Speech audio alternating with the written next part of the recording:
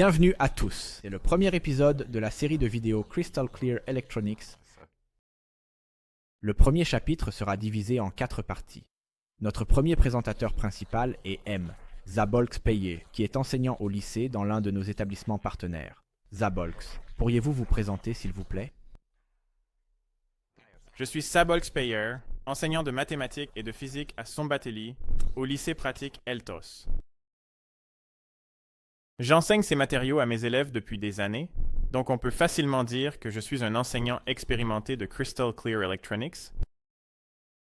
Merci beaucoup pour cette brève introduction. Je m'assurerai de parler davantage de vos hobbies et intérêts plus tard. Je suis Gergely Lagler, ingénieur électricien, l'un des fondateurs de Crystal Clear Electronics. Nous allons passer à l'apprentissage. Avant de commencer les études, une petite annonce de service. J'aimerais dire quelques mots sur nos matériaux pédagogiques. Les matériaux pédagogiques, Crystal Clear, sont principalement conçus pour les lycéens, mais certaines parties sont également disponibles pour les écoles techniques, les universités et tous les passionnés. Le programme peut être téléchargé au format PDF depuis crystalclearelectronics.eu ou en hongrois depuis crystallitistaelectronica.hu. L'application mobile peut être téléchargée sous le même nom pour les plateformes Android et iOS populaires. Suivez notre page Facebook pour partager nouvelles sur le projet.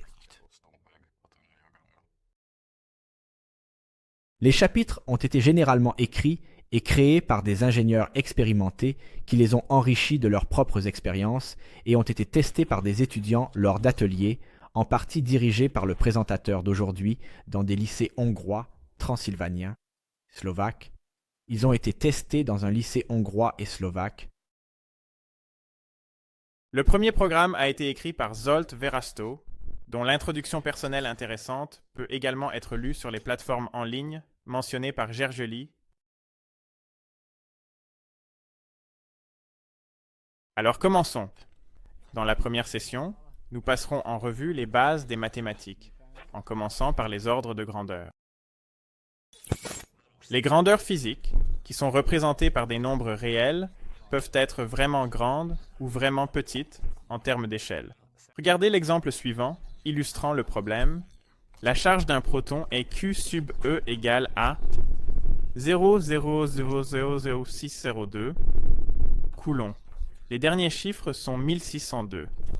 La puissance de sortie de la centrale nucléaire POGS est P sub POGS égale à 0,0000000 watts. Comme vous pouvez le voir, il est assez inconfortable de travailler avec de tels nombres, car il est difficile de les prononcer, et il est facile de faire des erreurs en les écrivant. Ce chapitre discutera de 2 solutions, l'une d'elles étant la notation scientifique et l'autre l'utilisation de préfixes. Les deux sont basés sur la notation simplifiée des puissances de 10. Lors de l'utilisation de la notation scientifique, le nombre a été écrit comme ceci. A égale alpha fois 10 à la puissance bêta. Cependant, cette définition n'est pas complète, car il existe d'innombrables nombres alpha et bêta qui satisfont l'équation. Par conséquent, nous devons imposer d'autres restrictions qui peuvent être différentes pour chaque discipline. En sciences, il est courant de choisir alpha de la manière suivante.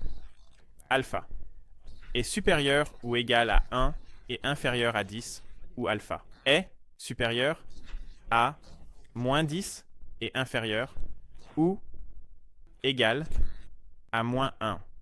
En ingénierie, nous utilisons généralement la forme normale technique ou d'ingénierie, où bêta est choisi comme un multiple de 3. Voyons comment nous pouvons écrire les exemples précédents avec les formes normales introduites. La charge du proton avec la forme normale est Q sub E égale 1602 fois 10 à la puissance moins 19 coulombs. La charge du proton avec la forme normale technique est Q sub E égale 602 fois 10 à la puissance moins 18 coulombs. La puissance de sortie de la centrale nucléaire POKS avec les deux notations scientifiques est P sub OKS égale A fois 10 à la puissance 9 watts. Pour les quantités avec des unités de mesure, nous pouvons également utiliser le préfixe correspondant aux puissances de 10. Dans le système d'unités SI, ceux-ci sont enregistrés entre 10 à la puissance négative 24 et 10 à la puissance 24, divisibles par 3, ce sont les suivants.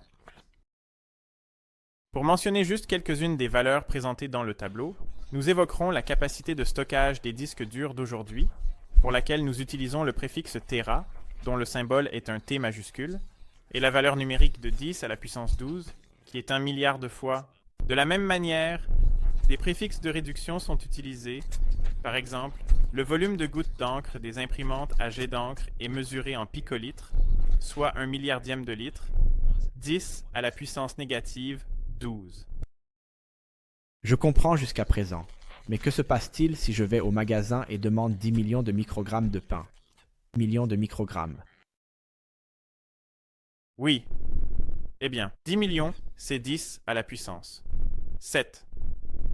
Le microgramme, comme nous l'avons vu dans le tableau, est 10 à la puissance négative 6. Les 10 millions de micros font donc 10 grammes, ce qui n'est pas beaucoup de pain. La plupart d'une faim... Je vois. Alors je ne demanderai pas du pain comme ça au magasin. Continuons avec la leçon. Allons-y. Bien sûr, comme la notation scientifique, la notation en préfixe n'est pas fixe. Voyons les quantités précédentes en notation de préfixe. La charge du proton est Q sub E égale à 160,2 zeptocoulomb, et cela équivaut à 0,1602 attoc-coulomb. La puissance de sortie de la centrale nucléaire Pax est P sub Pax égale à 2 gigawatts, ce qui équivaut à 2000 mégawatts. Dans certains domaines, certaines unités ont des notations de préfixes si répandues que nous utiliserions rarement d'autres préfixes. Cela peut être vrai pour des nombres très petits ou très grands également.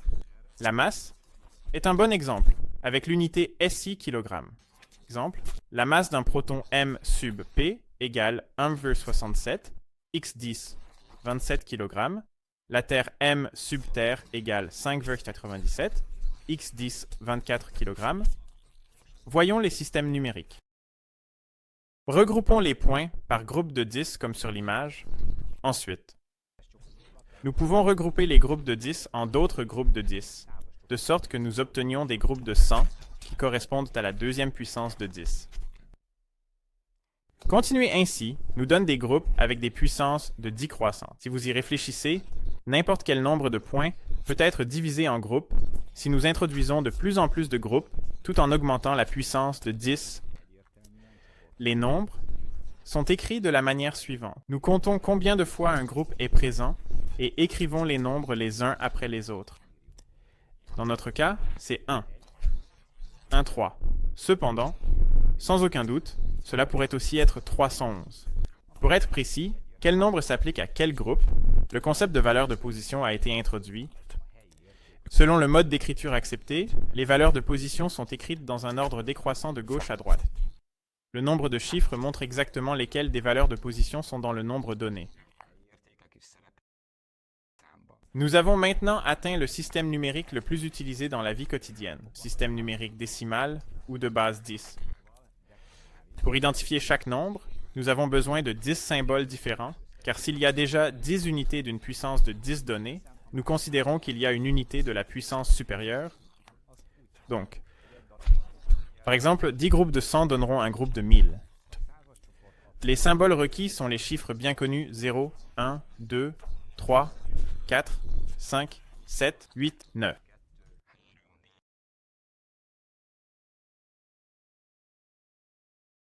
Cela me rappelle de compter de 0 à 10 sur nos doigts.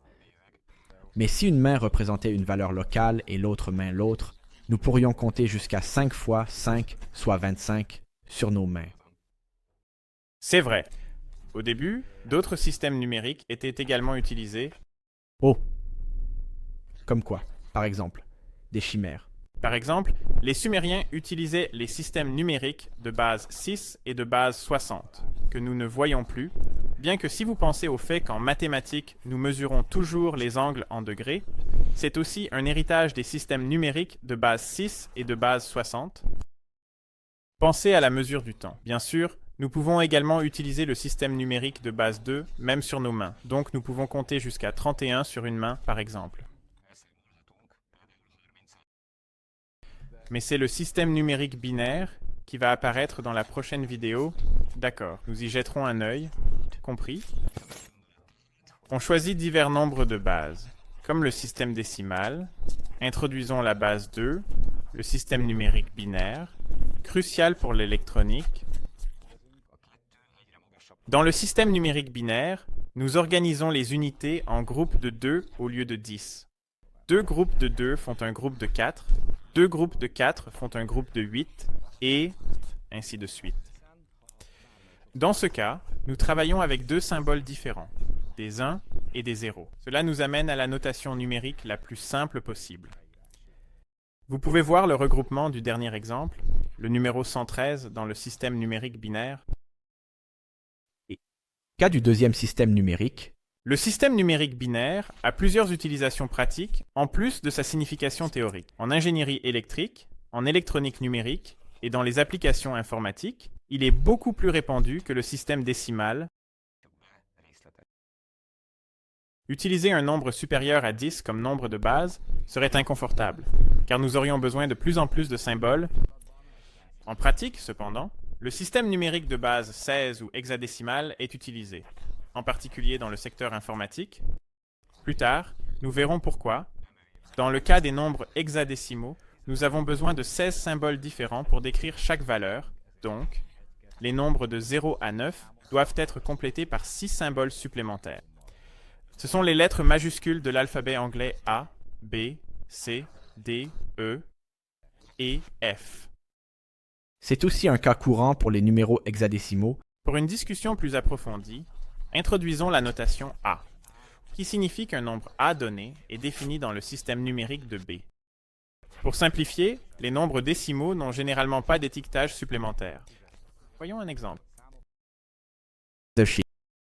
113 crochets. Yes. Est égal à 71 et est égal à 1001.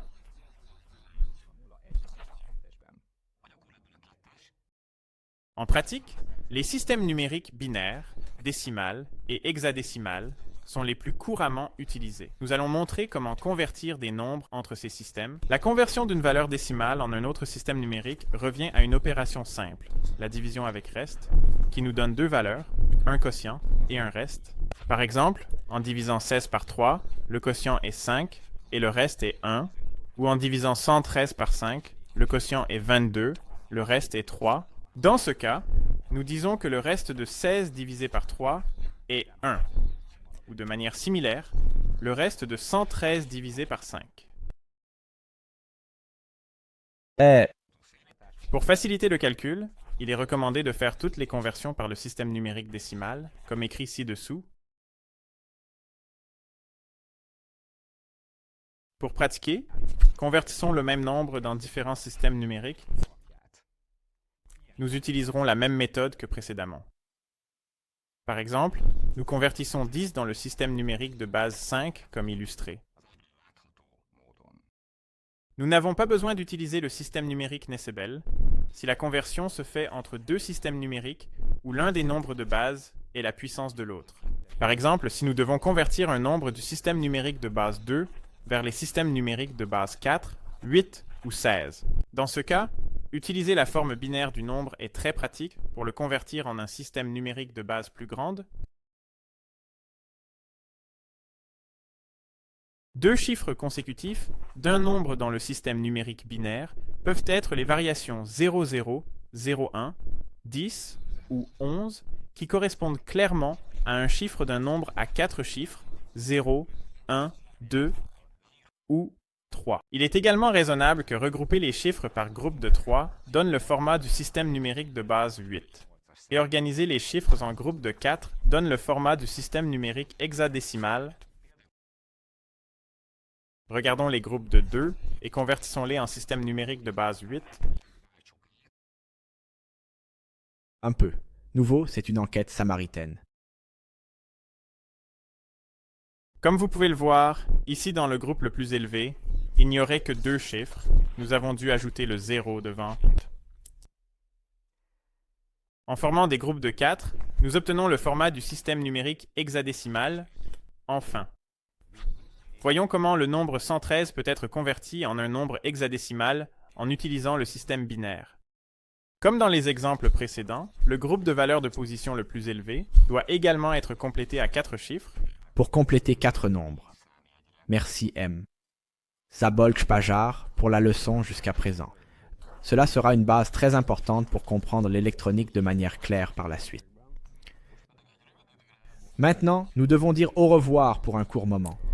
C'était la première vidéo du premier chapitre de cette série de vidéos sur l'électronique claire. Dans la prochaine vidéo, nous continuerons avec l'algèbre booléenne afin que nous puissions construire et programmer des électroniques à l'avenir. Au revoir.